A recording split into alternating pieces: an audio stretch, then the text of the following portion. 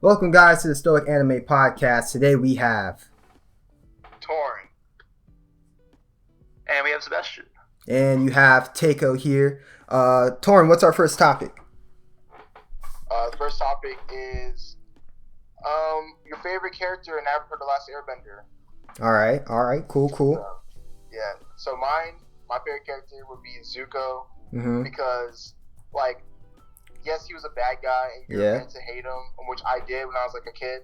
I hated Zuko, but going towards, like, Season 2 and Season 3, he started to, like, recognize his morals, and, like, in my opinion, if you want to consider Avatar: The Last Airbender an anime, which a lot of people could, or not could, but they do, I think Zuko has the best redemption arc in anime and, like, cartoons in general. Yes, because, sir. Like, he went from, like, a kind of narrow-minded, like I guess perspectives, into just like, oh yeah, I'm, like, just from the Fire Nation, I have to be like Fire King and, like, live up to my father's name and stuff. And he went from actually, like, saving the Avatar, and actually, like, he like saved Appa at one point from, like, Ba Sing Se, I think it was, Ba Sing Se. And then he, like, was actually helping Aang to, like, learn firebending, and, like, he helped him, like, defeat his sister Azula along with Katara's help. So that was actually really good, and I like that so much. He had a very good character development. At one point. Yeah, he had really great character development. It's like one of the greatest I've ever seen. So yeah. He just needs lotion on his face. He needs lotion on his face. So my favorite characters is Aang, just because he is, like, he has, like, a lot of friends, and he can, you know, get around really easily. He's, like, really chill and laid back. He doesn't want to start any fights. And it's just, like, his interest and stuff is just, like, so peaceful. And I mean, he is, like, but at the same time, he's, like, a godlike character, you know what I'm saying? Yeah. He's like, he controls all 4 elements, so, like, he's like Naruto, he can bro. up anybody out. Yeah, exactly. So it's like Naruto. Yeah, and he, like, what's it called? He likes Katara as well. I mean, like, that's something as well that I find pretty lit, you know. But I feel like he wouldn't want to wage a war for other people. He'd probably, like, he's internally struggling, I feel like.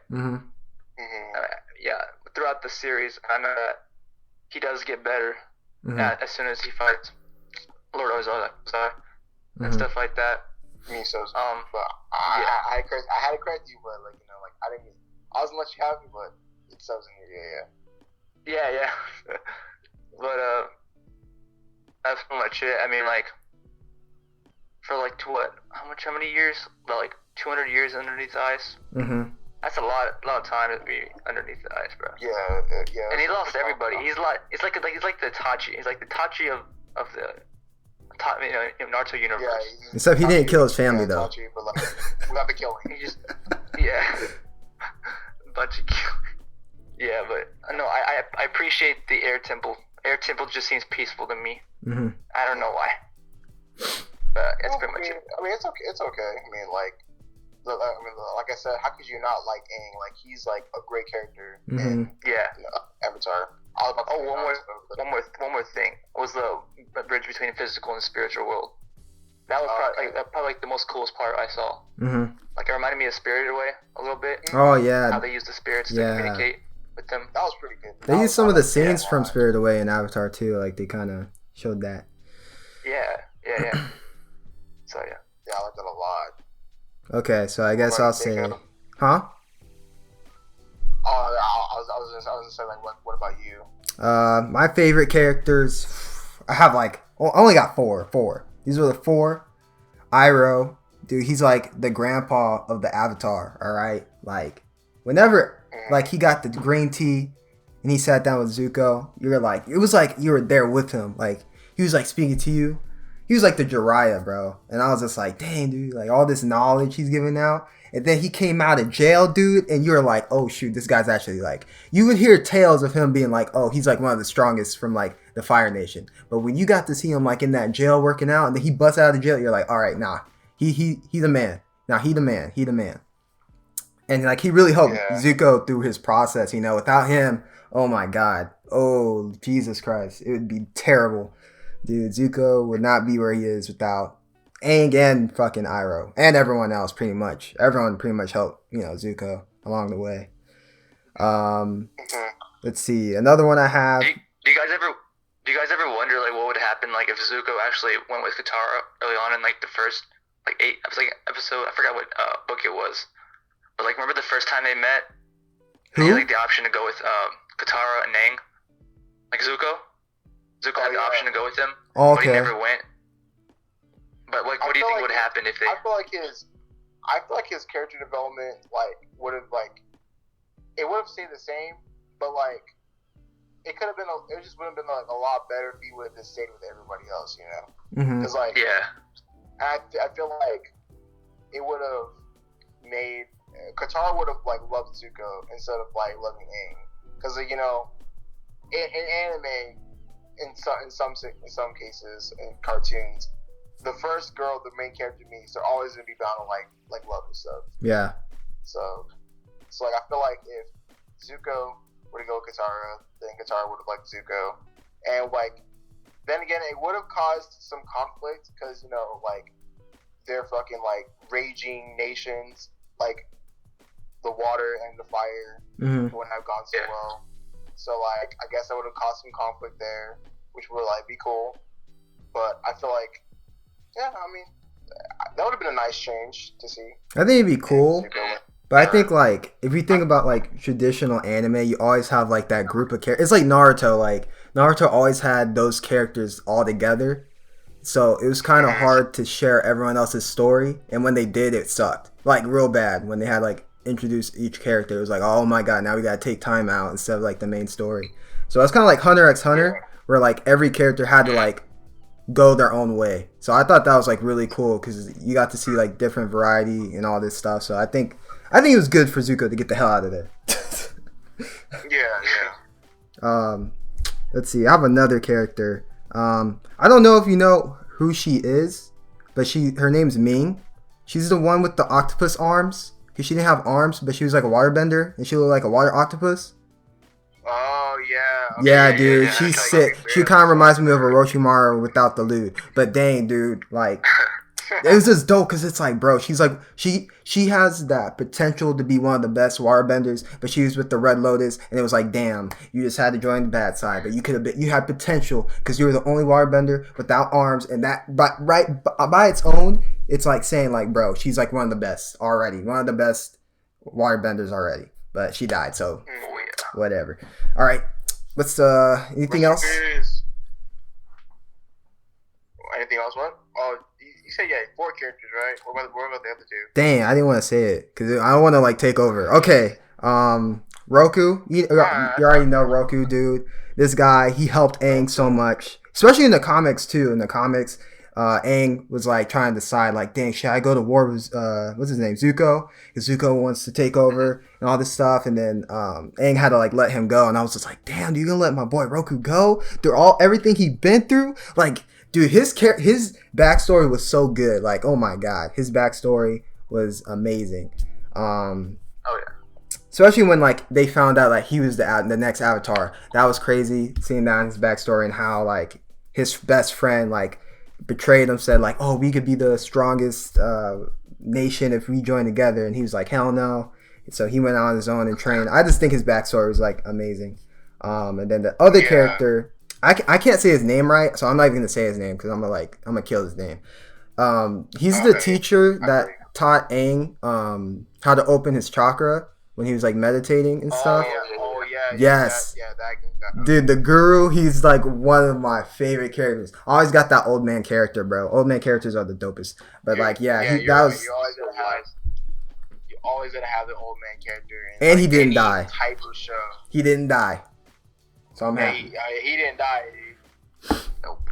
But I think that part of the show was so like it showed so much symbolism through religion and like society, and like it was just that part of Avatar was just so amazing. So he's almost there on the God tier list. He's almost there, but he's not there yet. He's almost there. He's like in between. And like what I like about shows and like quotes and like all that stuff is that like no matter like how old they are, they still are relevant in some ways today. Mm-hmm. Like like I like that so much, and like we're gonna talk about that like later. Like I'll talk about that later. Okay. But I mean, anyone else? Anything like any other characters? Toph, but everyone knows Toph is awesome. So Yeah, I was gonna say Toph. But Toph was a dickhead whenever they first met her. Like, oh my god, she was so goddamn close-minded. Like, oh man, Jesus Christ, I hate her, but like she's like a lovable dickhead. yeah. You also have a lovable next Avatar after that though. like Oh. Sasuke. Dickhead, but he's lovable. Another character I like is Boomy. Dude, Boomy. Oh, yeah. I just love Avatar so much because they have characters where it's like they each teach you like a lesson. Like Boomy was that character was like you don't have to take yourself serious. Like that was his character. He was like find different ways like to get through in life. Like like you have to be creative and things like that. That's like he taught Aang that.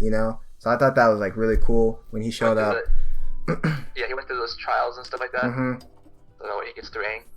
So yeah, I think Boomy is like one of my favorite too. That was pretty good. What is the problem with video games?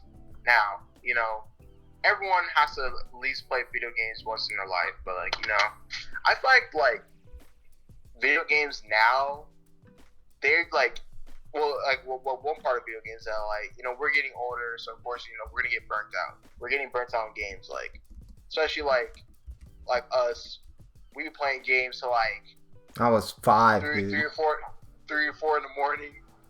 Like Oh, hell yeah. all the time almost like that, and like now I can only play games to like maybe at least 12, the max like 1 a.m. and I gotta go to bed. Mm-hmm. But the thing is, I won't even be going to bed. I just be getting off the game. I'll be getting off the console. But and like now, like these games are like really good. But like I feel like they focus like so much on the money. Like Activision, for example, like they ruined like Black Ops 4 with like microtransactions and all that stuff. They like ruined like everything. And like another thing that like games like tend to like think. I mean like they focus on like the biggest like resolution possible. Like, oh yeah, this is gonna be like in 8K, freaking like 3D resolution with like 200 FPS. I'm like, bro, no one cares about that. Like, the game is good. Yeah. If the game is cool. It's got some customization. Then like nothing. Like I mean, that shouldn't even matter. But like everything is always gonna be like so stupid. Mm-hmm. Yeah. But like that's just my take on video games. I don't like. Well, what about y'all? I feel like video games take up some of our time, and we are aware that it takes up some of our time, but we enjoy it to the extent basically. Mm-hmm. I feel like games is what I'm make me, what I'm saying? Mm-hmm. Like it's what I've built my whole character upon, all my morals off of how I play and how I get to know people. And there's so many things games can do for you, Mm-hmm. right? That's what I feel. Yeah. So I mean, it's a positive. It's not always a negative to it. Yeah. The people that make it are making it to like feel like it's a negative. Mm-hmm. It's not a negative. It's not even close. So yeah. I feel you on that. And like, What about you, KJ? What I was gonna say? Oh my bad. What I was gonna say is that like that some people like. I'm sorry, but some people are gonna be sensitive, bro. Some people are being sensitive as hell. Like, man, I loved going on Black Ops 2, Black Ops 1, MW2, and being called the N-word, dude. That was great, dude. Those guys don't log me for those. Dude. You're right, dude. Amazing. Those are amazing. Like, I'm not gonna lie to you. Like, it's a bad word, but Mm-hmm. man, that dude is so much fun to play. Like, it was great. It's like, oh man, dude, like you suck, and I'm like that's all people can say nowadays. But like back then, it's like, man, you effing like N-word. I'm like, dude, holy crap, calm down. But it makes me laugh, and it makes me appreciate the times that like it was great. And you met like a lot of friends like that too. Like you would like fight, and then you'd be like, "Oh, dude, you're actually a cool person. Oh, dude, let's be friends." Exactly. Like, bro, like the times of like Xbox Live and like PlayStation Live, where like you'll like be beefing with somebody, then like y'all actually like become like cool friends. Like, but then again, like it'll be like 2 years later, and you'll like never see them again. That's like, the tough part, man. It's like Halo, dude. Mm-hmm. It's like Halo. You like meet a friend. It's like, hey man, I gotta go. Like you'll never see them for like 5 years. Yeah. I'm like, man, that's tough. That was the stuff that I did. Halo Reach was my game. Yeah, Halo Reach, man. Halo Reach it's a sad game, but it's like one of the best Halos. Yeah. Zombies too, yeah. Black Ops 1. Yeah. That was so much screaming and zombies, like all mics. You can hear all mics going off a party chat. It's just crazy. The people on the mics, dude. Oh my god. You got yelling their heads off. Jesus. It's just funny. What about you, Taeko? I think gaming now, I think the problem with it is kind of like, one is expectation. It's like, look, don't be showing us no trailer when the game's not going to come out until like 10 years from now. Like, don't do that. That's already, because people are going to make their own thing about it. Like, oh, this game's going to suck. Oh, this game's not good. But if the game's going to come out within, I don't know, like 6 months, we have to wait 6 months. Well, okay, first of all, like, not a lot of people have to make conspiracies on the game and then make everyone else hate the game. And then, like, you know what I'm saying? So I think they just need to, like, stop, like, especially with Elder Scrolls. Like, Bethesda, I don't know what y'all doing. Like, y'all have not announced, like, when the game's coming out. Like, especially, like, with the trailers. Like, y'all need to step it up on the trailers. Like, Cyberpunk killed y'all. Like, I could wait. Okay, I could wait a whole year for Cyberpunk. I'm okay with that. I'll wait a whole year. I'm happy. What else? I just think games... Sometimes whenever they have the trailers and they put out the trailers right, sometimes they pull back. Yeah. You know, sometimes. And they don't talk to the community. You can't be putting out trailers before. They don't talk to the community either. Like, I'm like, where y'all at in the community? Like, they're asking questions. Like, you know, at least they did that for Cyberpunk. They did a really good job talking to the community. Yeah. So that was amazing. Like, plus, like, you know, like, I don't know if y'all heard about this, but I saw this on Twitter, is that, like, they're making it in Cyberpunk where you can become a transgender and like non-binary and stuff. Like, it's not like the most necessary thing, but it's like it's cool because like, you know, you're giving people the chance to become something that like they believe that is like what they are. And it's 2077, like yeah, 2077. Yeah, like, but like, and also like I heard that company who's making Cyberpunk, I forgot the name of the company. They're actually really good at like listening to the community. Yes. And I thought that's like what like a lot of like game companies like they like slack on. Like they suck at listening to the community, and like they try, but they don't succeed as well. Like example, like Epic Games for Fortnite, they've been listening to the community for like almost like a year, and then they just stopped. They just didn't care anymore, and they started like just adding like all this dumb shit like. Fucking storm in a bottle, like really, nigga? Like, are you dumb or stupid? Yeah, no. I understand. Like, storm in a bottle. I understand, like what, like where they're going. Fortnite, I felt like it's not even Fortnite anymore. It's like fucking like retard shit. Because, like, I understand because they probably think, like, the community is, like, toxic and stuff. But I'm, like, as a game developer, like, I understand it's, like, it's hard work. You don't get to see your family. But it's, like, that's something you signed up for. You know, that's something, you know, you went to college, you did this. And this is something that you have to expect. You know, I understand it sucks, you know, when you got all these people saying, what the hell, dude? Nothing came out for For Honor. You piece of crap. All this stuff. So I'm just like, hey, that's what you signed up for. Okay? Like, I'm sorry at the end of the day. But it's like, look, hey, you're gonna have to talk to the community somehow. You can't just leave them like in the dust. And like also, like game developers like tend to do is that like, or not game developers, but like games now are catering towards competitive players instead of casual players. Yes. Like for example, like Fortnite. You know, like I'll be like playing with my friends, you know, trying to get a game in, and then like I get like freaking some like sweaty tryhard like boxes me and like put like freaking 5,000 traps and kills me. I'm like, bro, I'm just trying to play the game. And they're like building like mansions like it's Minecraft and shit. And then like I'll be playing like Call of Duty with the same friends too. And like we just get freaking like shit on by like these like tryhards like freaking like clan tags like and they're in a clan. I'm like, dude, like come on, like just play the game. Stop sliding all over and like. I'm like your MOG pro, like you're not even gonna be shit, dude. Like suck a dick. Dude. I'm like, bro, come on, like just let me play the game. Like I'm trying to play casually here. But then again, like I feel like it's like the opposite of like us. I was like, well, at least it's me as a kid because I used to like try so hard, and like now I just want to play casually. Yeah, that's a lot of people now. That's true. But any more thoughts about like video games and like all that stuff? I guess I'll I feel say like something. they should add more.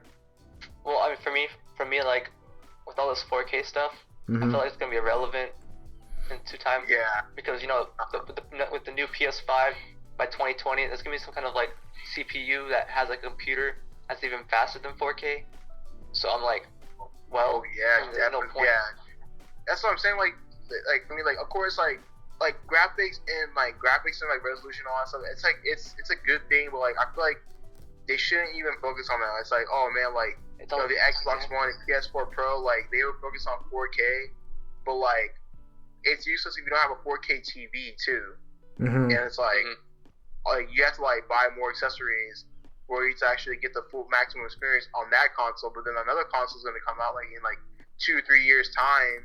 That something's going to be even faster, and it's like, well, damn, like if something's gonna be faster than 4K, then why did I spend like $2,000 on a 4K TV? Like it just makes it doesn't make any sense. Mm-hmm. So like that's just like something that's like I don't know, yeah, like, I agree with you on that. Like 4K is like just gonna be like really like irrelevant and stuff. I think they need to make it like consoles to where I know they can't make it like a PC, but I think they need to make it to where you could upgrade it. Like instead of buying a whole new console, kind of like with PC where you could upgrade it. So like yeah, make a PS5, but make it to where you don't have to make another PS6 for like a long time where we actually have to go and upgrade it if you want to. We have a choice to upgrade it instead of buying another PS. I'm about to move to PC because I'm just like, dude, I could buy a PC. I'm set for like life, and I can upgrade it as I go if I want to. Maybe that's a good idea. You never know. And like my other friends have been telling me that like that the new consoles are gonna be like super expensive. Like they're like I mean it's a rumor, but like they're rumored to be like $700, and I'm like, if a console is $700 fucking dollars, I might as well just go to PC. Yeah. Like I might as well. Well, that's because of the new. I'm not trying to talk politics right now, but that's because of the new tariffs on our goods. Yeah, they're trying to raise our, stuff like that, our deal. Anyways, but that's just the reason why. Also, like one other thing as well is the Google Stadia. Have you heard of that? Yeah. Wasn't that E3? That was it was actually. Yeah, it was at E3. Yeah. Okay, yeah, I know what you're talking about. Yeah, I know what you're talking about. Yeah, so you can that thing is cross-platform. That thing is too good to be true, dude. It's like and like 35 megabits per second or something like that. Yeah. Holy shit, dude. Imagine everyone just playing on one console. Like, there's no PS4, there's no Xbox, just Google Stadia. Because you're basically using every single console in one. I mean, why go to another, platform, right? Mm-hmm. Yeah. We can play with everybody instead of just, fixated on one console itself. Mm-hmm. Yeah, I feel you on that. So, I don't know. It does seem too good to be true. It feels like an ad, to be honest, like one of those pop-up ads you see. Yeah, that's what I saw. Yeah. I was like, "What the hell is this, dude? Get out of my face!" Yeah, I was on YouTube, and I'm like, "What the fuck is Google Stadia?" But like, I remember like my friends talking about it. I'm like, "Oh, that's anything." But I don't give a fuck about Stadia. I'm trying to get Google Fiber, man. My internet. Fiber, yeah. I'm trying to get Google Fiber. Man. Fuck all that shit, dude. Man, forget about Stadia. I'm just trying to get fast connection. Yeah. They're installing in my community. Yeah, they're selling it in my neighborhood too. Yeah. That's good, man. They have fiber. I have fiber. Yeah, fiber is like that. That's fast. Yeah, dude, your internet will move fast, dude. But I feel like, what is it like? It's not 5G, right? Like, what do you mean? I don't think they're allowed to implement. Fiber is like fast, but I don't think they're allowed to implement that in the houses yet. I don't think that's a thing yet.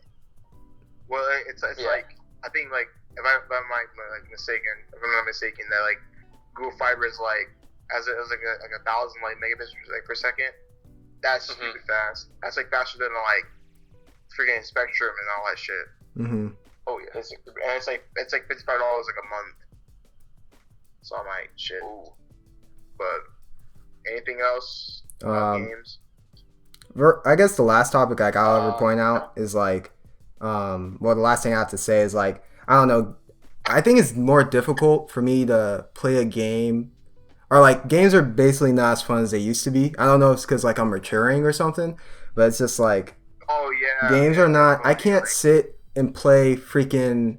I can't play Call of Duty. I can't play all these other games and sit. I can't even sit longer than 2 hours. Not even an hour, and I get bored. Like I'm just like, this is garbage. I'm hopping to Dynasty Warriors, bro. Let me hack and slash, do freaking combos. All right, let me just do my thing. All right, but yeah, I can't. Games now, like even when I see them in some games in E3, I'm just like, how is this game gonna be fun? Like I understand the competitive side. I understand all that, but it's like, dude, how it don't look fun. Like, like over time it gets repetitive and stuff like that. Yeah, it's very. So a lot of games are very repetitive. It's annoying.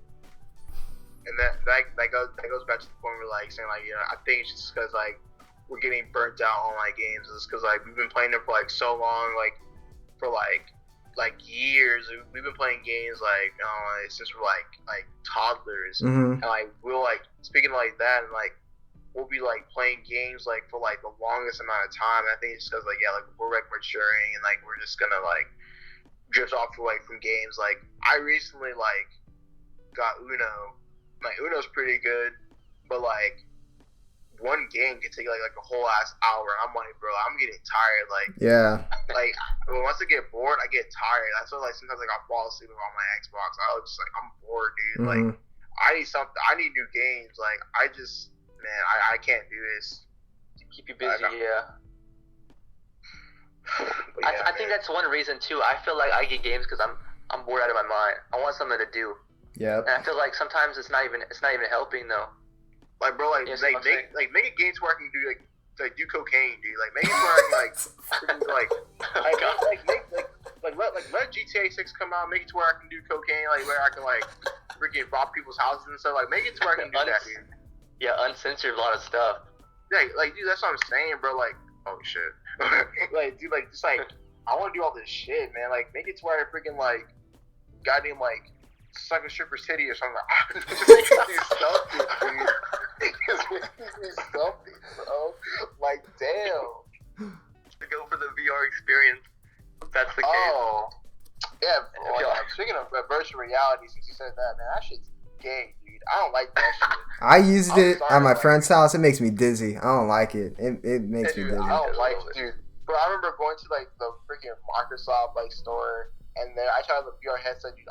That shit weighed like almost 45 pounds on my head, dude. I thought I gained weight for a second. I was like, bro, come on, dude. When I took that shit off, I thought I was able to fly. Dude, that shit was it's so lightweight. And like, dude, I'm like, come on, bro. Just like, I know they have like those like cheap ones where you put your phone in there, but like, man, your phone's gonna freaking drop on your face. I'm like, dude, hell no, I'm not trying to do that. So fuck all that VR shit, dude. But man, especially the new Watch Dogs, like it looks cool, but it's like, how's it like? First of all, is all the characters gonna have the same abilities? Like, if someone could take down a drone, is that person gonna have the same abilities as another person taking down a drone? Because then that's gonna get repetitive. Like, that's gonna get repetitive. Like, even like the little robot. I've been thinking about that too. How the little spider robot thing, whatever I saw on when the grandma used it, I was like, oh, okay, so she used like robotics. So if another character used robotics, do they have the same skills as like the grandma, like the little robot? Is that it? Is that all they get too? Like everyone has the same abilities? Not. Because that gets up repetitive. I feel like their abilities. Yeah, I feel like their abilities will probably tend towards like what they're gonna do. I don't know, like a soccer player will have to like use some kind of soccer ball or something, some kind of weapon. I don't know. That's what I'm thinking, but like I don't think it's possible. If they're gonna do it, I mean like make it interesting, make it creative. Like everyone, like even if there's a fighter, if there's like a fighter character, they each need to have like one could be more of an acrobat, like more kicks, and then another one, if they're a fighter, they could be more of a grappler, more aggressive. So I hope that's what they do. They don't give everyone the same move sets, same abilities, which I understand that's difficult. That's a lot of fucking memory. Holy shit. But like still, it's like, come on guys, we need to get creative. Like, oh my god. Now, and then whenever you do need that person, you switch, and then you do the, you do your skill set. That'd be cool. I'm just trying to make a bunch of Asians. I'm trying to make the Yakuza, bro. That's what I'm trying to do.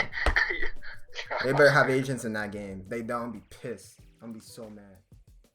That's pretty much it, though. That's all I gotta say.